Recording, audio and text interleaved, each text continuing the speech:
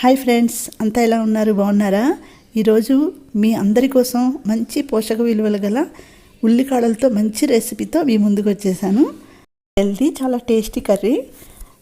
మా ఈ ఛానల్ని మీరు ఫస్ట్ టైం చూస్తున్నట్లయితే తప్పకుండా సబ్స్క్రైబ్ చేసుకోండి ఫ్రెండ్స్.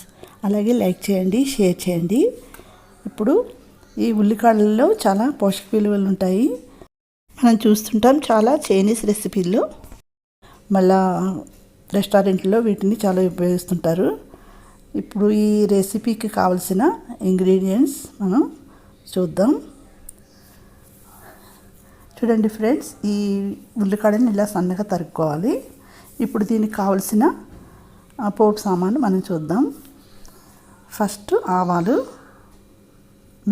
మినపప్పు, శనగపప్పు, ఎండుమిర్చి, కరివేపాకు, జీలకర్ర. ఇప్పుడు మనం కొంచెం బాండీలో ఆయిల్ వేసుకుందాం. ఈ ఆయిల్ కొంచెం వేడెక్కిన తర్వాత ఇప్పుడు ఈ పోపు సామాను అంతా వేసుకోవాలి. ఒక కరివేపాకు, ఎండుమిర్చి కాకుండా అన్నీ వేసుకొని కొంచెం దోరగా వేగిన తర్వాత ఇవి చూడండి, ఇలా కొంచెం వేగిన తర్వాత, ఎందుకంటే ఇవి కొంచెం వేగకపోతే పచ్చిగా ఉంటాయి. తర్వాత మనం కరివేపాకు, ఎండుమిర్చి వేసుకుందాం. ఈ కరివేపాకు ముందు వేసేస్తే మాడిపోయినట్టు అయిపోతుంది కదా, అందుకని కొంచెం తర్వాత వేసాను నేను. ఇవి కొంచెం బాగా వేగిన తర్వాత ఇప్పుడు మనం దీంట్లో శనగపిండి వేసుకోవాలి. ఈ శనగపిండి నేను ఒక కప్పు తీసుకున్నాను. మీకు కావాలంటే కొంచెం ఎక్కువ తక్కువ అయినా వేసుకోవచ్చు, అది మీ ఇష్టాన్ని బట్టి. చూడండి, ఇలా దీన్ని కొంచెం బాగా మనం మంచి వాసన వచ్చే వరకు, కమ్మటి వాసన వచ్చే వరకు మనం వేయించుకోవాలి. ఇలా వేగిన తర్వాత దీన్ని ఒక ప్లేట్లోకి తీసుకుంటున్నాను నేను. చూడండి, ఇలాగా ఒక ప్లేట్లోకి తీసుకొని మళ్ళీ అదే బాండీలో కొంచెం ఆయిల్ వేసుకొని మనం తరిగి పెట్టుకున్న ఈ ఉల్లికాడల్ని దాంట్లో వేసేస్తున్నాను నేను. ఈ ఉల్లికాడలు వేసిన తర్వాత చూడండి, ఈ ఉల్లికాడలు మనకి ఎక్కువగా అనిపిస్తున్నాయి కదా, కానీ ఇవి వేగితే చాలా తక్కువ అయిపోతుంది. దీంట్లో కొంచెం పసుపు, ఇంకా కొంచెం ఉప్పు, కొంచెం కారం వేసుకోవాలి. ఇవి బాగా కలుపుకోవాలి.